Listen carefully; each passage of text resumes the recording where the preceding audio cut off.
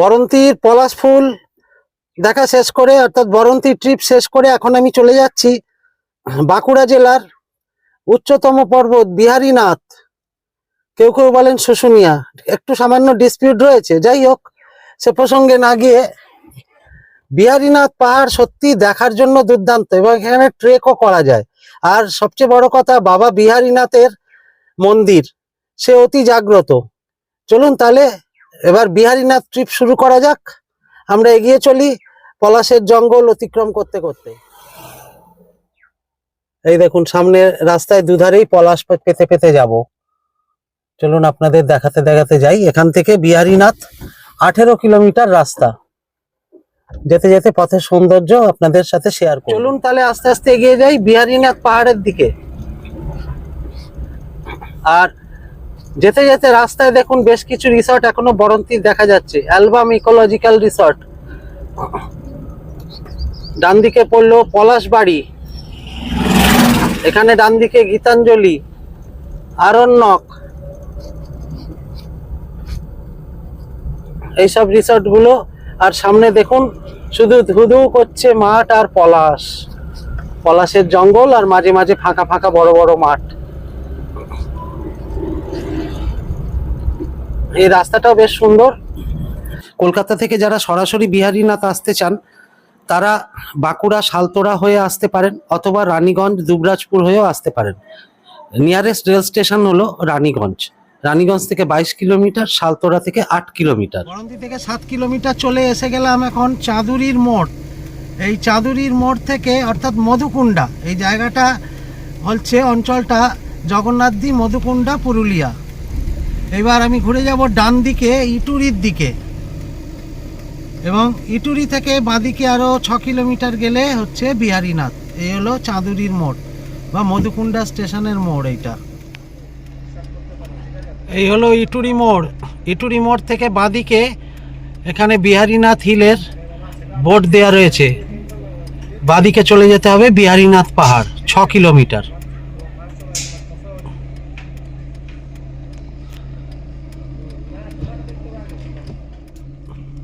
এই আমার সামনে দেখা যাচ্ছে বিহারীনাথ পাহাড়, বিহারীনাথ হিলস।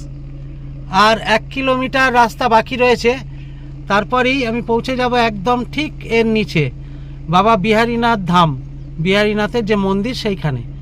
চলুন এগিয়ে গিয়ে দেখাবো, আর ওখানে কি থাকার ব্যবস্থা আছে সেগুলো চেষ্টা করব একটু রিভিউ করা। এখন এসে পৌঁছে গেছি একদম বিহারীনাথ মন্দির চত্বরে। দেখুন সুন্দর একটা বট গাছ, কি ছায়া সুনিবিড় বট গাছ। আর এই আমাদের গাড়ি একটু রেস্ট নিচ্ছে ছাওয়ায়।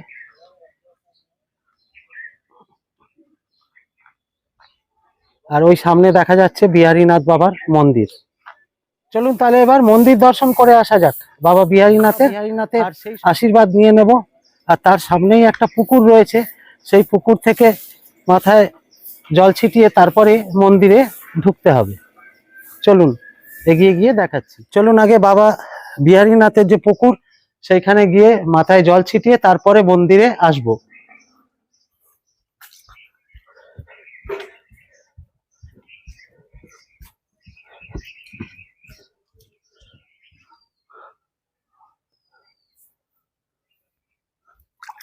জয় বাবা বিহারীনাথ।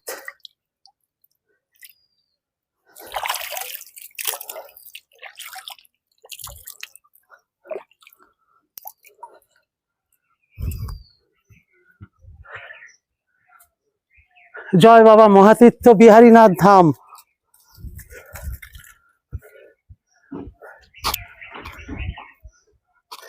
এখানে কিছু নিয়মাবলী শর্তাবলী লেখা রয়েছে, এইগুলো মেনে চলতে হবে। ভিতরে যাই। বাবা বিহারীনাথ মন্দির চত্বরে ঢুকে প্রথমেই অনেকগুলো মন্দির চোখে পড়বে। বিষ্ণু মন্দির, রাধাকৃষ্ণ মন্দির,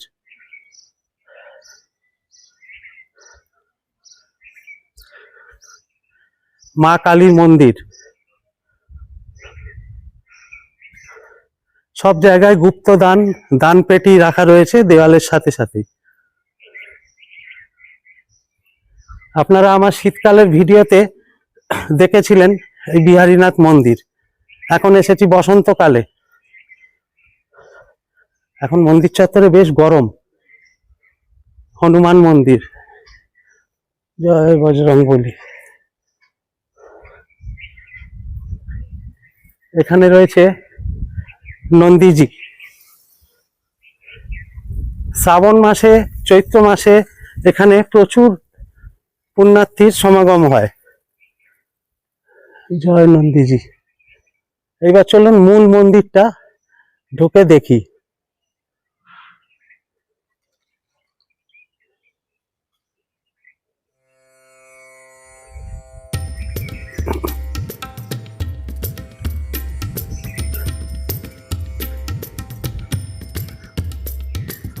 একবার প্রদক্ষিণ করে নি।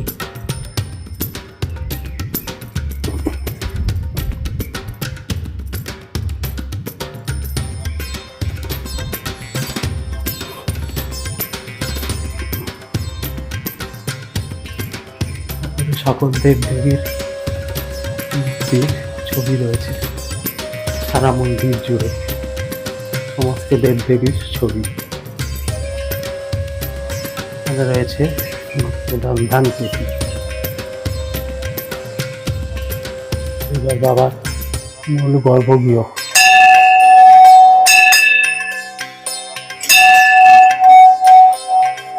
ওখানে রয়েছেন Ganapati.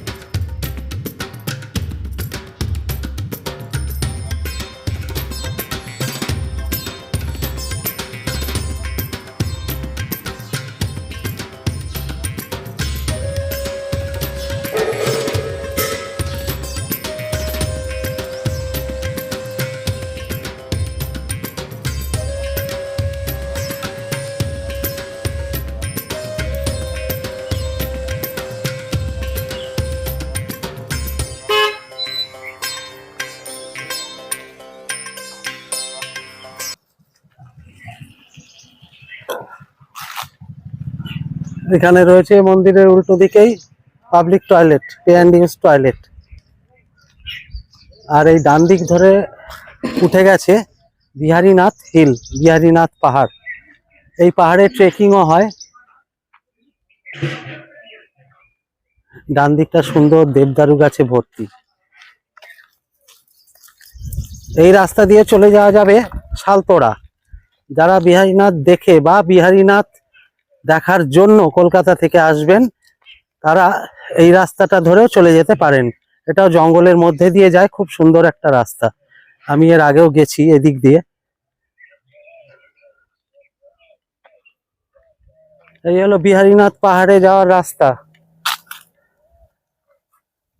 Directorate of forest, Bankura north division, Biharinath eco tourism. এখানে কি লেখা আছে দেখুন, বিহারীনাথ পাহাড়ে আগুন লাগাতে দিচ্ছি না, দেব না। শালতোড়া, বাঁকুড়া, পশ্চিমবঙ্গ বিজ্ঞান মঞ্চ। এই দিক দিয়ে উঠে যাওয়া যায় সম্ভবত। এর ট্রেক রুটটা আপনাদেরকে দেখিয়ে দিই, চলুন। যারা ট্রেকার আছে তারা এই রাস্তা দিয়ে পাহাড়ের উপরে উঠে যান।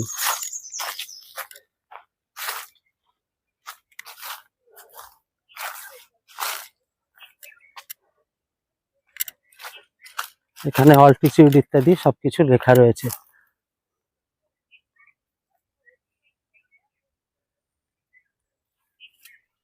ইটুরি থেকে বিহারীনাথ ঢোকার মুখে প্রথমেই চোখে পড়বে Biharinath eco tourism.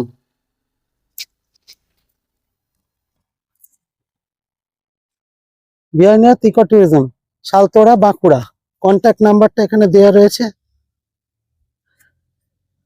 Unit of Excel Infrabuild private limited, Biharinath eco tourism. যেমন গড় পঞ্চকোটেও রয়েছে, গড় পঞ্চকোট ইকো ট্যুরিজম 1, 2 অনেকগুলো রয়েছে। চলুন একবার ভেতরটা দেখে নেওয়া যাক কি কি আছে। এখানে খাবারেরও ব্যবস্থা রয়েছে।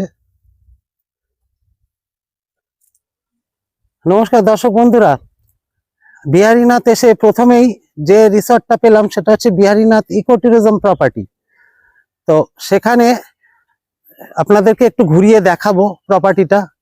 চলুন, এইমাত্র রিসেপশনে কথা বলে এলাম, ওনারা বললেন ঠিক আছে একটা ভিডিও বাইরে থেকে করে নেওয়া যাবে, বা রুম পসিবল হলে রুমও দেখাচ্ছি আপনাদের। চলুন ঘুরে দেখাই। এই হলো মেন গেট, সামনে সিকিউরিটি চেক। তারপরে এটা হচ্ছে পার্কিং জোন, বেশ বড় পার্কিং এরিয়া।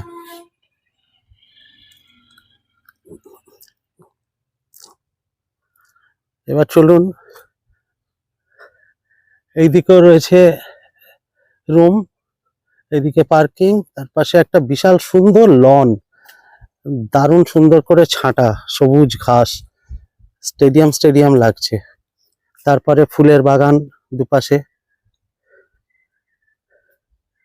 এই দিকটাও ফাঁকা জায়গা রয়েছে। এবং সামনেই দেখা যাচ্ছে যেটা, সেটা হচ্ছে বিহারীনাথ পাহাড়।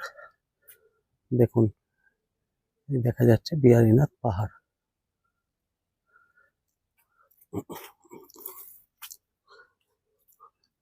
সুন্দর সুন্দর ফোয়ারা করা রয়েছে, বুগানভিলিয়া, আরো বিভিন্ন রকম ফুল রয়েছে এখানে। ও দুর্দান্ত লাগছে, দেখুন খুব সুন্দর নিরিবিলি প্রপার্টি। আগে তো অনেক কিছুই ছিল না, এখন নতুন হয়েছে। চলুন এবার একটু ওনাদের রেস্টুরেন্ট এবং রুমটা দেখে নিই। এটা হলো রিসেপশন এরিয়া।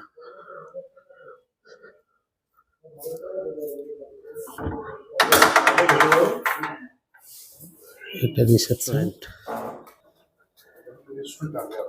আচ্ছা,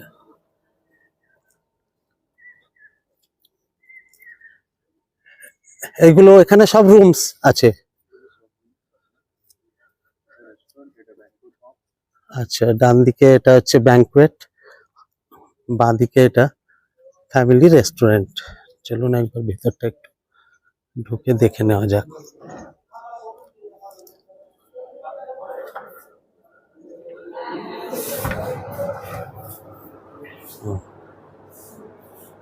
এই হলো ফ্যামিলি রেস্টুরেন্ট,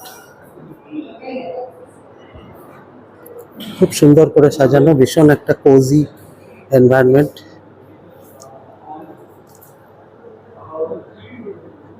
এখানকার স্থানীয় অধিবাসীদের ছবি আঁকা।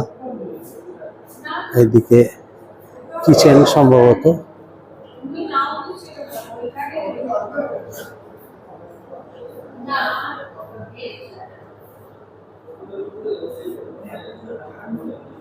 বাহ, সুন্দর পরিবেশ। আচ্ছা, নিচে এখানে ট্রিপল বেডরুম গুলো আছে, সেটার একটা দেখে নিয়ে চলুন। আচ্ছা, এটা ট্রিপল বেডরুম। বাহ, বেশ বড়, মানে ইভেন 4 জনও অ্যাডজাস্ট করে নেওয়া যেতে পারে। দুটো পাখা, এসি,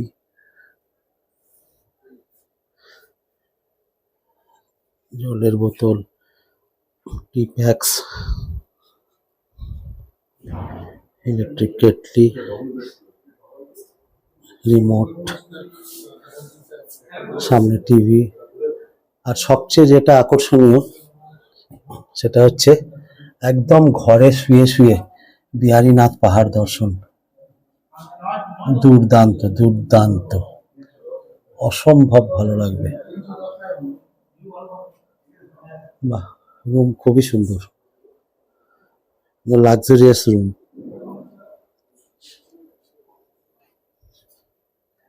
এখানে রয়েছে একটা বিরাট মিরর,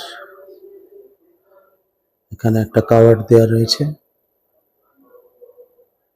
চলুন ওয়াশরুমটা একবার দেখে নেওয়া যাক।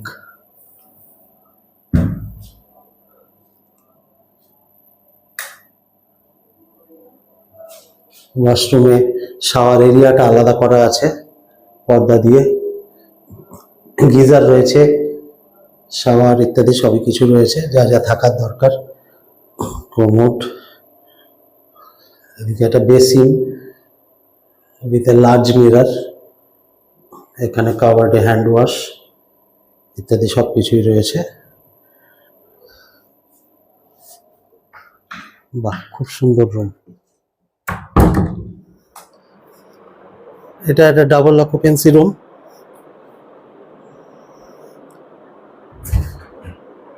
সামনে একটা টি টেবিল, দুটো সিট, সোফা, টিভি, এসি, এখানেও যথারীতি জলের বোতল, ইলেকট্রিক কেটলি, কাভার দেওয়া রয়েছে যা মোটামুটি সব স্ট্যান্ডার্ড প্রপার্টিগুলোতে দেওয়া থাকে। এখানে ফ্যান দেওয়া রয়েছে বারান্দায়। এটার ভিউ আরো সুন্দর, এটার ভিউ আরো সুন্দর যেহেতু দোতলা, সামনেটা একদমই অবস্ট্রাকশনহীন, তাই এখান থেকে দারুণ পাহাড়ের ছবিটা পাওয়া যাচ্ছে।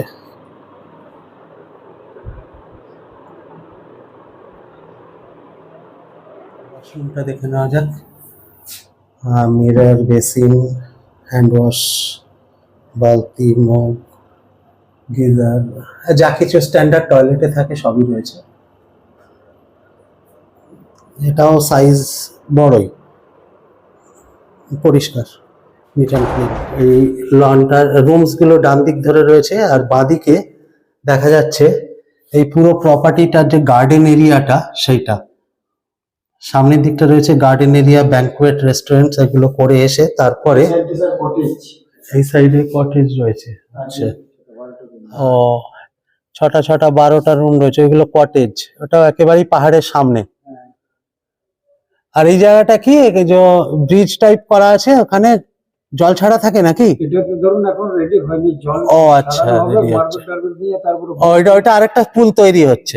বোট বোট ঘুরবে ছোট বাচ্চাদের। ও আচ্ছা আচ্ছা, বোট টোট চলবে, right.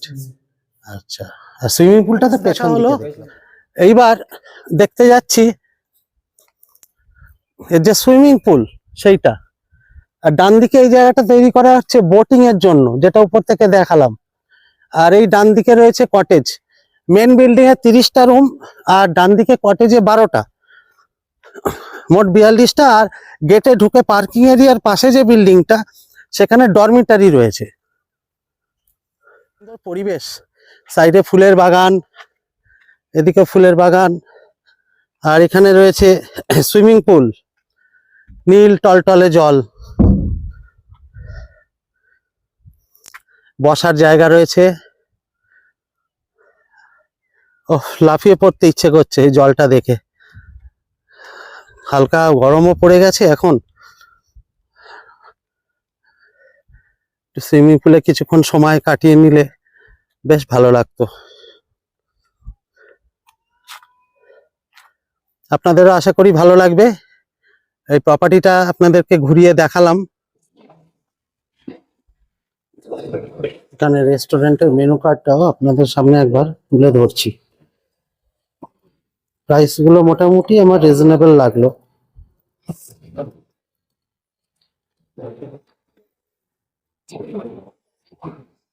Indian menu, veg, non veg, thali. আপনারা একটু পজ করে দেখে নিতে পারেন।